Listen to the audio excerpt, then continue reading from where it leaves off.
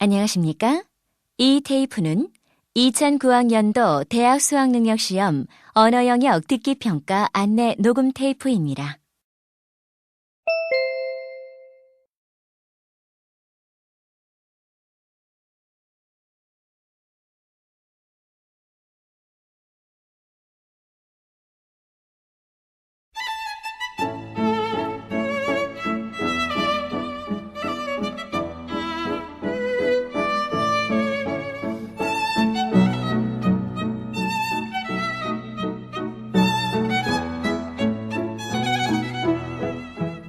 잠시 후 8시 40분부터 2009학년도 대학 수학능력시험 1교시 언어영역 듣기평가 방송을 시작하겠습니다.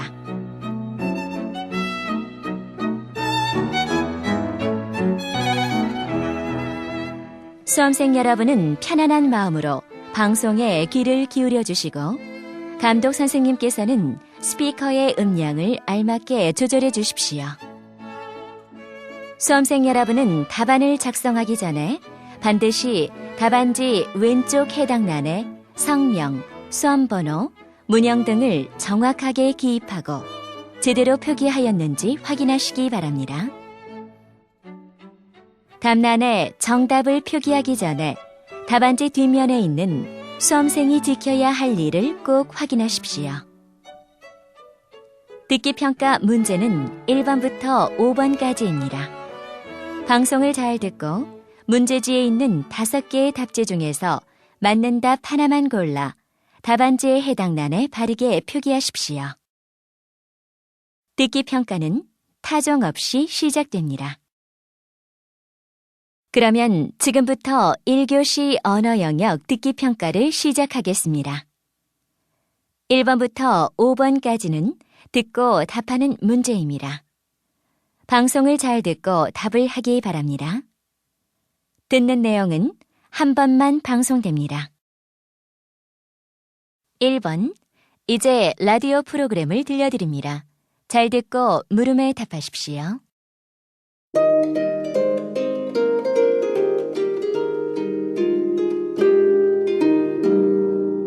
청취자 여러분, 안녕하세요. 옛 이야기를 통해 삶의 태도를 생각해보는 시간입니다. 조선시대에 김생이라는 사람이 있었습니다. 김생과 그의 아우는 관청에서 일하고 있었습니다. 하루는 김생이 아우의 집에 들렀는데 어찌된 건지 마당에 못 보던 항아리가 가득했습니다. 이상히 여긴 김생이 그 이유를 묻자 아우는 염색업을 시작해 돈을 많이 벌고 있다고 자랑했습니다. 이 말에 김생은 화를 내며 아우를 꾸짖었습니다.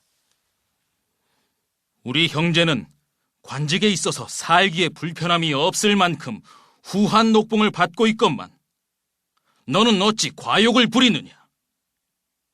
내가 이렇게까지 하여 재물을 취한다면 내 과욕 때문에 본래 이 일을 생업으로 삼는 사람들이 어려움을 겪게 된다는 걸 왜 생각하지 못하느냐?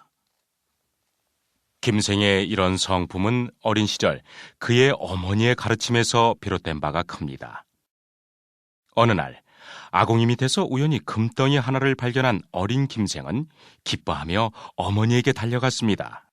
어머니, 금입니다. 제가 금을 발견했어요. 그러나 어머니는 오히려 그를 꾸짖었습니다.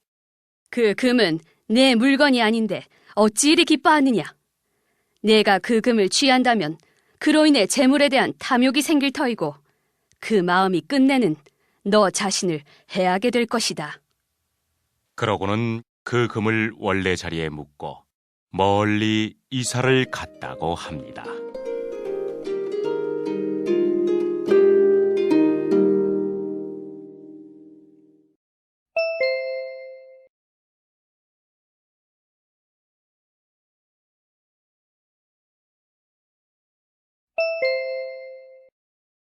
(2번) 이번에는 강연의 일부를 들려드립니다. 잘 듣고 물음에 답하십시오. 철새는 장거리를 이동할 때 주로 활용하는 비행 방법에 따라 몇 가지로 나뉩니다. 오늘은 이 중 활상하는 철새와 날개치기를 하는 철새에 대해 알아보겠습니다. 이 둘은 기본적으로 이동 시간대가 다릅니다. 활상하는 철새는 상승 기류를 타고 날개를 펼친 채 이동하는 철새입니다. 상승 기류는 지면이 달궈지고 따뜻한 공기가 상승하면서 발생하기 때문에 한낮의 정점에 이릅니다.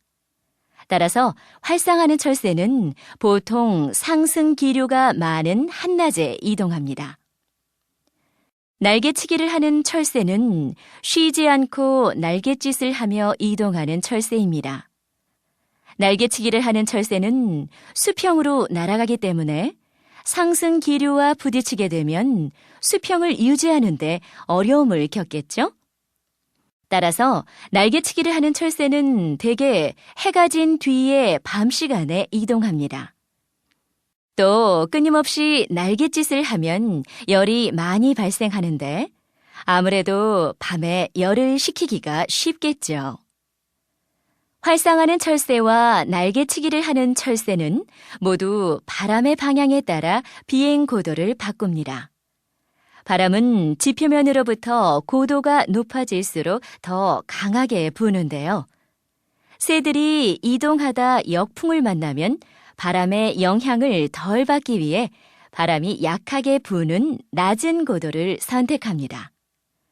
반면에 순풍을 만나면 바람의 힘을 최대한 이용하기 위해 바람이 강하게 부는 높은 고도를 선택하겠죠.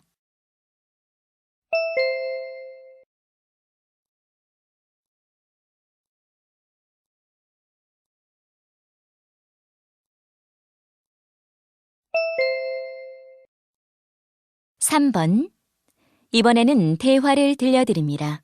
잘 듣고 물음에 답하십시오. 선생님, 인터넷 공간에서의 윤리의식에 대해 설문조사를 하려고 우선 문항부터 만들어봤어요. 고칠 데가 있으면 지적해 주시겠어요? 그래? 어디 보자. 잘했는데 몇 가지는 고쳐야겠네. 먼저 이 설문 문항은 네가 조사하는 인터넷 공간에서의 윤리의식이라는 주제와 거리가 멀구나. 이건 기기의 사용 능력을 묻는 것이어서 윤리의식과는 거리가 멀지? 그렇겠네요. 이 문항도 같은 문제점이 있네. 게다가 무엇을 기준으로 판단하고 응답해야 할지 곤란하구나.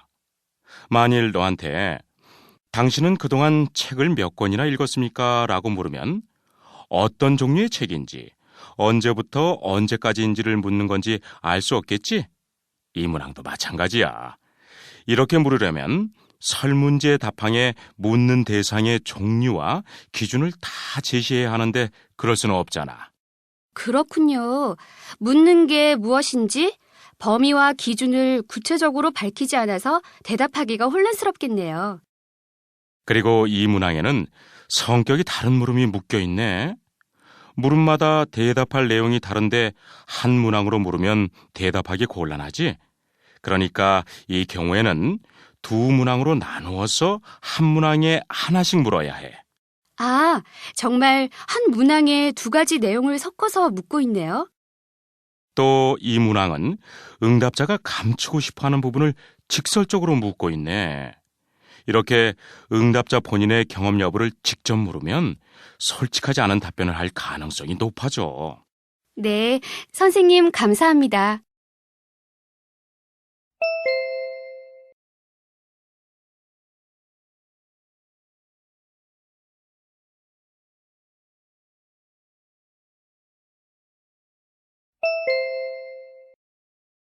(4번과 5번) 다음은 토론의 일부를 들려드립니다.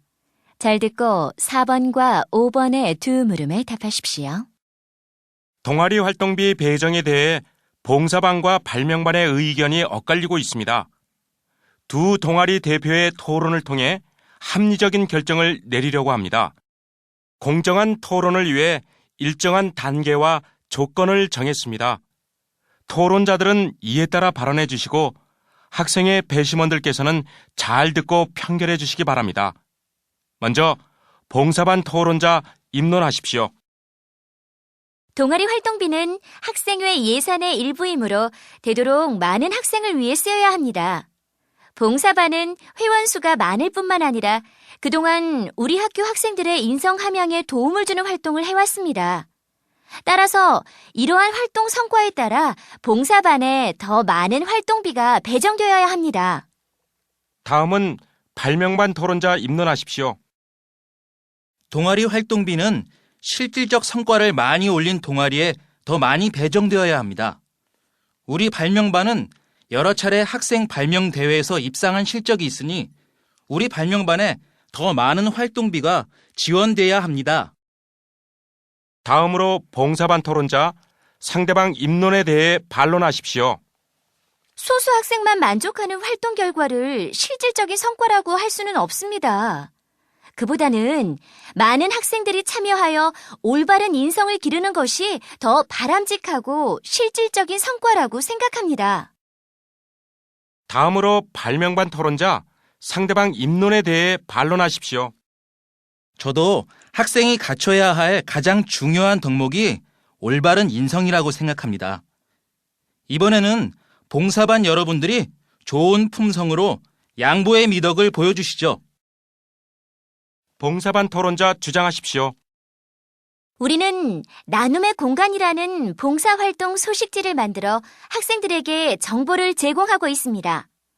이것이 결국에는 전체 학생들이 올바른 인성을 기를 수 있는 계기를 마련해준 활동이었다는 점에서 우리 동아리에 더 많은 활동비가 배정되어야 한다고 생각합니다. 발명반 토론자 주장하십시오. 축제 때 우리 동아리에서 생활 속의 발명이라는 행사를 했더니 평소에 발명에 관심이 없었던 학생들도 많은 관심을 보였습니다. 발명에 관심을 갖는 학생들이 늘어난다면 지금보다 더 많은 입상 실적으로 이어질 것입니다. 따라서 우리 동아리에 더 많은 활동비가 배정되어야 합니다.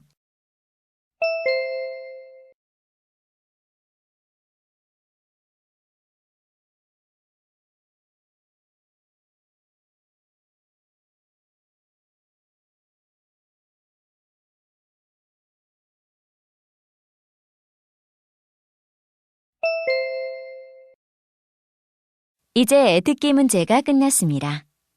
6번부터는 문제지의 지시에 따라 답을 하기 바랍니다.